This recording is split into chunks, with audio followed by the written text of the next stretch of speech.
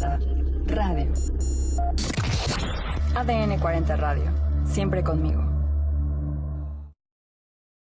Gusto saludarlos aquí en La Espuma de los Días, ya saben, martes de libros, y hoy hablaremos de Voces en la Sombra con la escritora Beatriz Rivas. También tenemos datos curiosos, novedades literarias y mucho más. Ya saben, nos encuentra en todas las plataformas de ADN 40. Estamos en la tele, en la radio, en la web, en Instagram, X, Facebook, YouTube, TikTok, Trends, en cualquiera de esas lo vemos, lo leemos y lo escuchamos. Mis redes personales me encuentran como Neira Moncayo y me acompaña Rebeca Ramos. ¿Qué datos nos tienes? Hola, ¿qué tal? Buen día. Pues vamos a comentar que en el mundo siempre han existido esas voces en la sombra, pero que en un determinado momento salieron a la luz. Y tenemos 3 casos. El primero, la becaria Mónica Lewinsky, con el expresidente estadounidense Bill Clinton, quien incluso terminó en un juicio donde el ex jefe de la Casa Blanca pidió perdón por haber mentido sobre su desliz con la ex becaria. También tenemos el caso del rey emérito Juan Carlos de España, de quien se conocieron 3 nombres, algunas quisieron incluso chantajearlo. Ellas eran Olguina di Rivilant, Bárbara Rey y Corina Larsen. Una anécdota de que se manejaba en ese entonces es que el rey decía que era el Julio Iglesias de la nobleza. Y una más, el ahora rey Carlos VI, con su amante de toda la vida, Camila Parker, hoy la reina consorte de Inglaterra. Pero hoy tenemos una gran historia. Muchas gracias, Rebeca.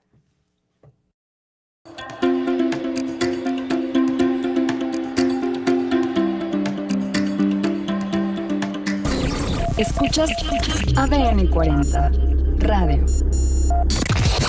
ADN 40 Radio. Siempre conmigo. Querida Beatriz Rivas, qué gusto tenerte aquí en La Espuma de los Días. El gusto es mío, me encanta verte. Y fíjate que Voces en la Sombra, qué interesante, ¿verdad? La historia de todas estas mujeres que nos hablaba Rebeca, ¿no? Entre el amor, la pasión, el poder. Y hoy, pues tú traes este libro en el cual nos hablas de, pues de 2 personajes con una distancia considerable de época en Francia que están eh, a la sombra. Pues yo creo que sí, fíjate, yo creo que ellas sí están a la sombra, un poco como, bueno, Camila estuvo mucho a la luz, yo creo que es la que más Sí. se le parece porque es la que más años lleva con ahora el rey Carlos de Inglaterra, que es sexto, ¿va? Sí, Pero aquí sí son 2 mujeres que si les digo sus nombres, sí. están tan en la sombra que seguro nadie de los que me están escuchando han oído hablar de ellas. Una es Juliette Drouet, que fue amante de Víctor Hugo durante 50 Eso años. Yo no lo puedo puede creer. ser. O sea, yo cuando me enteré, por eso escribí la novela, justo porque Sí. a partir de que vi su retrato, una pintura hecha en 1883 colgada en el Museo de Víctor Hugo, y vi a esta mujer, dije, ¿quién es? Cuando me enteré que había sido la amante 50 años, dije, no, a ver, ¿cómo puedes aguantar tanto tiempo escondida? Y la otra mujer se llama Anne Panjot, 100 y tantos años después.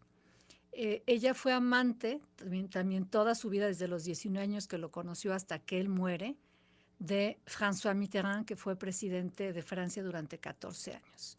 Entonces, pues son 2 francesas, 2 mujeres que me encontré por casualidad en el mismo viaje, con 2 o 3 días de diferencia, a una, como decía, colgada en un museo y a la otra en una librería. Y aunque al principio me resistía, decía, no, ya no voy a escribir sobre este tema, Sobre no lo pude amores evitar. adúlteros. Exactamente, exacto. Y no lo pudiste evitar. Pues no porque primero dije, no, a ver, nada más voy a comprar libros sobre ellas para satisfacer mi curiosidad personal. Y entre más iba leyendo y leyendo, dije, a ver, son historias que se deben de contar. Y en gran parte, ahí sí, gracias a los hombres.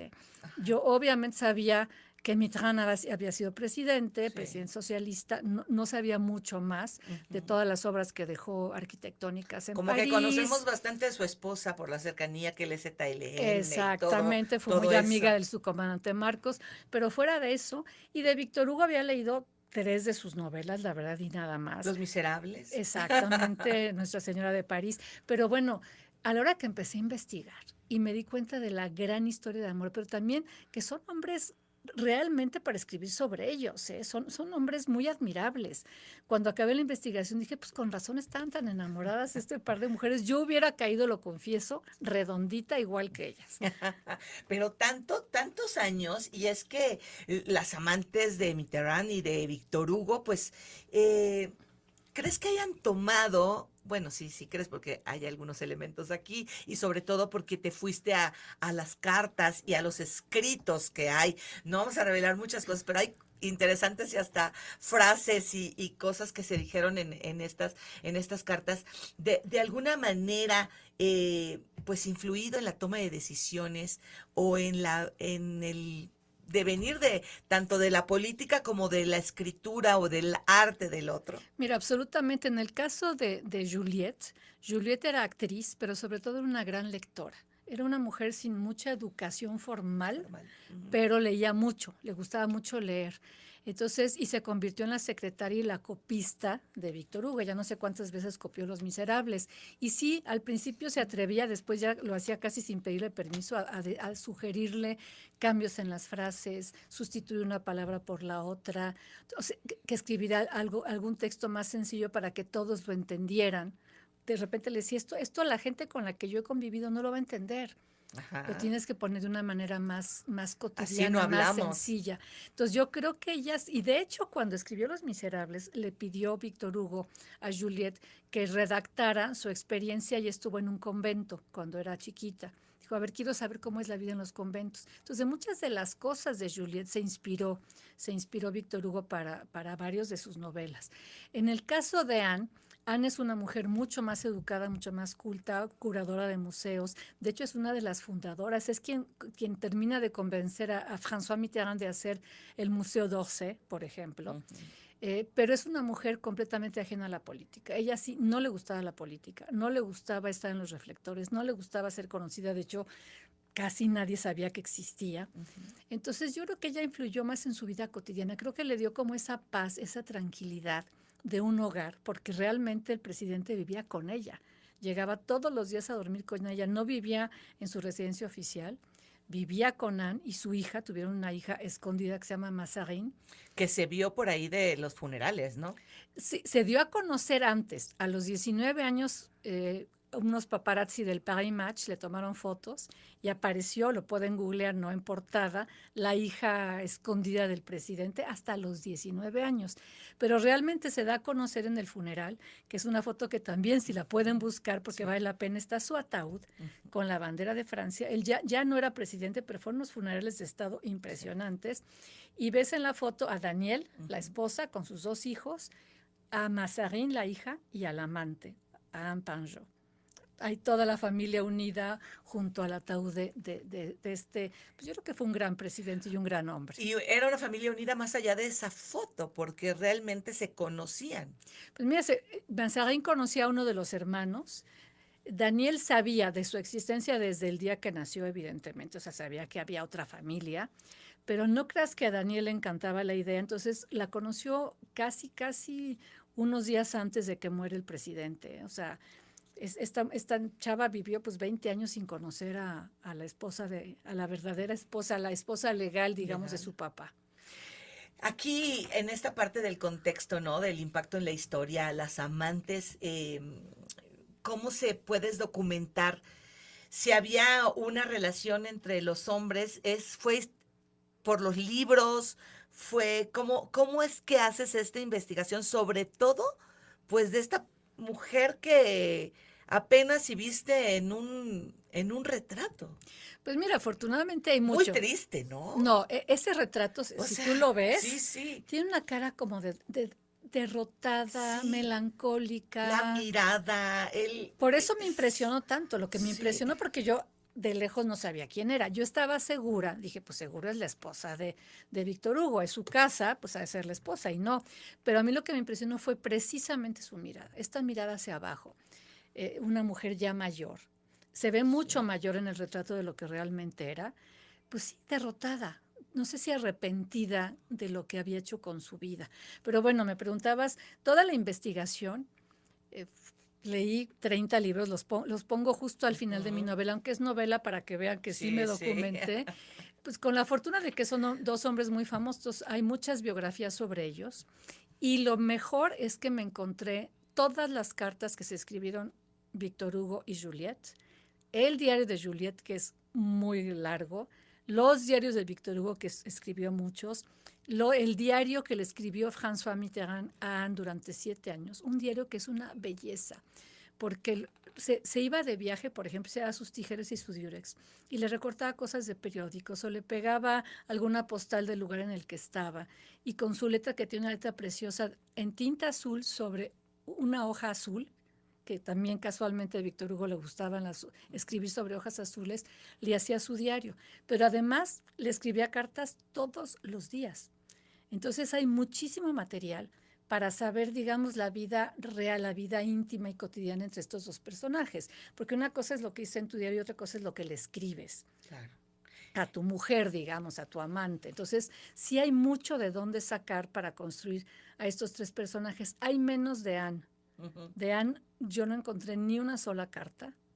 Algunas cosas que menciona Mitterrand en sus cartas, pero no hay nada de ella.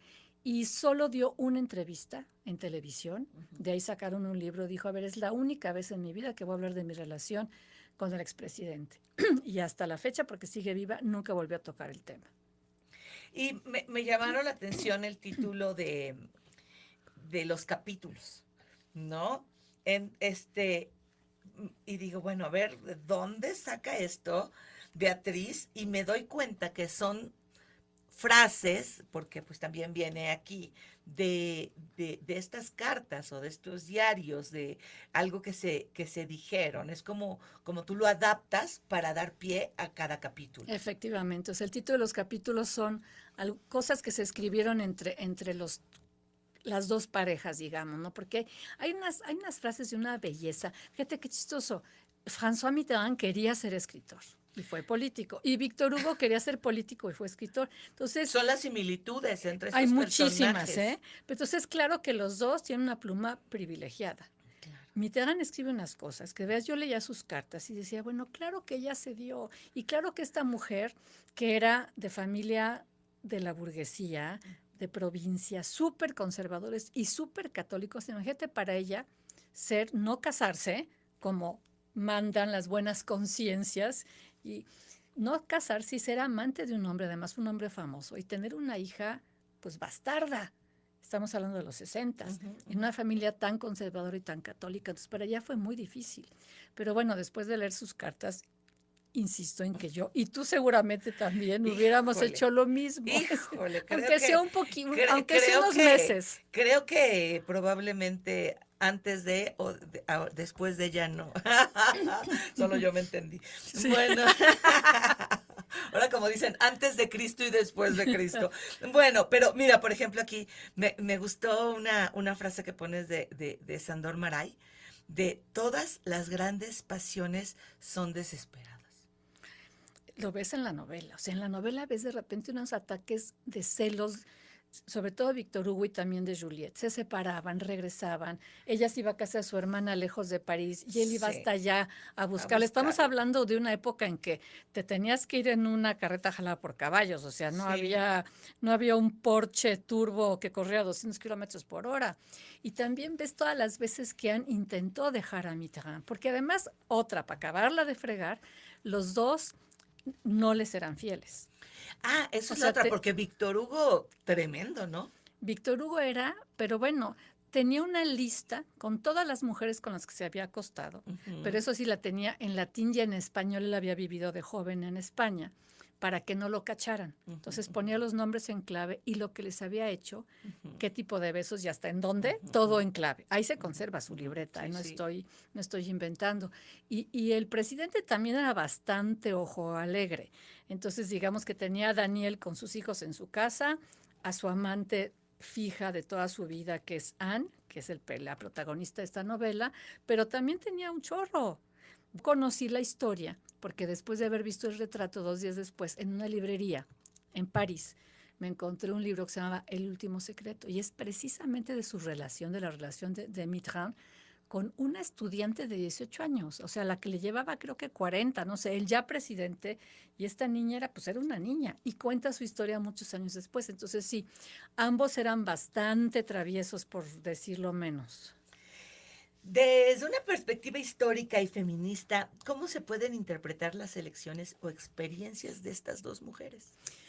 Pues mira, yo creo que hay que estar en el contexto. O sea, yo creo que no podemos juzgar con los mismos ojos que juzgamos hoy en día a una mujer que haga esto, que siguen habiendo muchísimas, ¿eh? Claro. No, Ajá. tal vez no las conozco, pero te aseguro que hoy en día, incluso muchas personas que nos están escuchando están viviendo una relación similar, Ujú. hombres y mujeres. Yo creo que uno tiene que meterse en su contexto, no solo de la época, sino también de ellas. Porque, por ejemplo, Juliette, que podría ser la más condenable, porque Víctor Hugo la trataba bastante mal, no la dejaba salir sola, no la dejaba abrir su correspondencia si él no estaba. Pero bueno, si ves su historia, es una niña que se queda huérfana, que acaba en un convento, que no tiene dinero, no pertenece a ninguna clase social, digamos, acomodada, no tiene estudios, no tiene de qué vivir. Entonces, cuando sale del convento, lo único que puede, porque eso sí era muy bonita, es ser modelo de escultores. Y después alguien le dice, oye, pues tienes que ser actriz, lánzate a ser actriz, pero ni siquiera era buena actriz. Tiene una hija de un escultor que no se casa con ella porque evidentemente no pertenecía a la aristocracia. Entonces, cuando conoce a Víctor Hugo, además de que yo creo que sí se enamora de él, era un hombre muy interesante, pues digamos que fue su salvavidas. O sea, esta mujer no es una mujer como las que nos están escuchando ahora, que tenemos mucho más armas y aparte más conciencia de que nuestro camino es nuestro camino y que nosotros nos tenemos que ganar la vida para ser independientes. Yo creo que Juliette, si hubiera terminado con Víctor Hugo y le hubiera dicho, ahí te ves, hubiera tal vez acabado mendigando en una esquina, porque realmente no tenía armas para enfrentar la vida. Entonces, esta gran propuesta de Virginia Woolf, ¿no? De tener nuestra habitación propia, que significa en realidad, pues también tener nuestros ingresos y nuestro dinero para poder, yo creo que es una de las primeras condiciones para ser independiente, además de estudios, pues sigue siendo vigente, pero obviamente no podemos juzgar a ninguna de las dos desde ese punto de vista. Anne, en cambio, yo creo que el ser amante de Mitterrand sí fue un acto de libertad, porque ella la vida le tenía reservado pues un galán, un chavo bien, Sí, sí. fifí, como diríamos hoy en Ujú. día, casarse con él para tener 4 o 5 hijitos y vivir en una casita muy mona y dedicarse a hacer la comida, y a decorar su casa y a ser una mujer bonita y perfecta. Y ella dice, a ver, yo no quiero esto. Yo lo que quiero, y de esa manera estoy ejerciendo mi libertad, es ser amante de este hombre de quien estoy enamorada, a pesar de todo lo que tengo en contra socialmente. Porque yo creo que hoy podríamos ver algunas amantes, porque cada historia de amor es un mundo. Exacto. Y tiene dos partes o tres partes o las partes poliamorosas que pudiera haber. Sin embargo, hoy en día pudiera haber alguna relación de amante que pueda ser cómoda en el sentido de nos entendemos sexual o intelectual o como tú quieras y en su casa que pues allá está en su casa y que me deje en mi casa, ¿no? Efectivamente. Sin embargo, yo no sé si estas parejas, ¿no? Por ejemplo, hayan sido así por lo que se ve de los celos, por lo que se ve de la pasión, como a veces cosas desgarradoras, ¿no? Como yo no sé si la estaban gozando o la estaban sufriendo, como que no me deja muy clara esa parte, si es un gozo, sufrimiento, ¿cómo? Yo creo que había de todo, ¿no? Yo creo que había muchos momentos de gozo y por eso duraron tantos años y también muchos de sufrimiento y también después ya se les fue haciendo costumbre, digamos, ¿no? Yo Sí, creo que sí la que más sufrió fue Juliette. Ahora, también lo que trato de hacer en esta novela es no victimizar a nadie. sí. Y tampoco nadie aquí ni es héroe, ni heroína, ni víctima. O sea, Ni todos ni son las ni esposas. las esposas, porque yo dije Ajá. las esposas ni las voy a mencionar y de pronto me di cuenta que son mujeres de las que también vale la pena hablar. De hecho, uno de los últimos capítulos que hice es en el que sale Daniel Mitterrand, porque dije, a ver, Ujú. leí su autobiografía, dije, no, hay que mencionar todo Además esto que ella sabían, hizo. Claro, pues estaban claro. enteradas de estas. Claro, y además lo chistoso es otra coincidencia que las primeras que les ponen los cuernos son ellas. Adele, la esposa de Víctor Hugo, le pone los cuernos con su mejor amigo, además, para acabarla. Y Daniel, con su profesor de tenis y de ejercicio, digamos, le pone los cuernos a Mitran. Entonces tampoco son las pobres víctimas, así que se están cortando las venas y azotando en su casa. De hecho, al final de su vida, yo creo que Adele hasta agradeció la presencia de Juliette. Se convierten, digamos que en compañeras, no en amiguísimas, pero se pasaban recetas de cocina. Y cuando Adele empieza a perder la vista, la que va todos los días a leerle en voz alta es Juliette. Sí, sí, miren, cuando estoy triste pienso en ti, como en invierno se piensa en el sol. ¿Sabes? ¿Eso es de la carta o es de tu...? No, esto seguramente es de la carta. Todo lo que está entrecomillado es exactamente como lo encontré. Porque dije, ay, Beatriz, ¿a poco así lo dices? No. ¿O sí? No, no sé. Es que creo que cuando estamos enamorados y escribimos cosas íntimas nos convertimos en profundamente cursis, ¿no? Bueno, depende cursis como lo veas. Bueno, sí. No, porque pues si lo ves pero fríamente. Pero hay cosas cursis en la novela, de pronto sí dices, ay, se les pasó la mano, pero dice, bueno. 3 semanas sin actividad sexual fueron las órdenes de los cirujanos. La libertad, ¿acaso solo la podemos obtener con la ausencia del deseo? Ándale. Tú siempre muy apasionada, mi Beatriz. Pues por eso ya no quería escribir Ay, de Beatriz, esto. ¿cómo es tu vida? Ay, sí. Ahorita que nadie nos esté escuchando, un ratito, ya te que cuento. Se vuelva viral. No, y además, me encantan las frases que vienen, ¿no? Ausencia, ha pasado tanto tiempo y, sin embargo, siento que apenas te fuiste ayer. ¿No? Cosas así. Por favor, vean esta historia de estas mujeres. Me encanta la portada. Creo que fue un gran acierto, la verdad. Fíjate, este hombre que diseña portadas me diseñó desde mi primera novela, Laura sin diosas. Entonces, cada vez que acabo un libro les pido en la editorial que sea él. Es muy bueno. Aquí estos dos hombres subiendo, sí. Unas escaleras y que, bueno, yo no sé cada quien, porque miren, si me pongo a decir eso va a ser proyección, ¿no? Porque finalmente cualquier interpretación es proyección, pero viniendo de la boca, viniendo de esto, por favor, no se lo pierdan, está en digital, está en las librerías. Beatriz Rivas, Voces en la Sombra. Muchas gracias por haber estado con nosotros. Gracias a ti. Y vámonos a esta cápsula. En este mundo hay dos tipos de personas, las que se despiertan inmediatamente después de que suena la alarma y los que la posponen para dormir 5 minutos más. En el segundo caso se decía que dormir un ratito más podría ser perjudicial para la salud, como permanecer con sueño todo el día, no estar atento, no lograr dormir bien por la noche, entre otras cosas, pero no existían pruebas que lo demostraran. Ahora, científicos de Suecia, pertenecientes al Departamento de Psicología de la Universidad de Estocolmo, comprobaron que en realidad el botón de posponer puede favorecer el proceso de vigilia en las personas que lo utilizan habitualmente. Según su estudio, las personas que postergan las alarmas no demostraron efectos negativos en la liberación de cortisol, tampoco mostraron cansancio por la mañana, no hay cambios en el estado de ánimo o incluso la calidad del sueño durante la noche. Es importante recalcar que el estudio solo incluyó a las personas que suelen quedarse dormidas 5 minutos más, a las que les resulta fácil volverse a dormir cuando suena la alarma. Así que si tienes el tiempo y la oportunidad, no te preocupes, puedes dormir un ratito más sin efectos en tu salud. Y vámonos con más datos, Rebeca Ramos. Pues comentarles que hoy es el Día Mundial del Saludo y este día surgió en 1973 por iniciativa de dos hermanos estadounidenses de nombre Brian y Michael McCormack. Ellos estaban preocupados porque ese año se incrementaba el conflicto entre Israel y países árabes. Ante esta situación decidieron empezar con un movimiento para promover el saludo de 10 personas desconocidas. A quien te encontraras podías saludarlo como un gesto simple pero muy poderoso para promover la conexión humana y la paz. Estamos hablando de 50 años ya de que se empezó este día. ¿Y por qué no seguirlo promoviendo nosotros para rescatar este saludo diario como un hábito que nos reviva la convivencia humana en estos tiempos de crisis? Curiosamente, nuevamente, el Medio Oriente. Así es, así es. Muchas gracias, Rebe.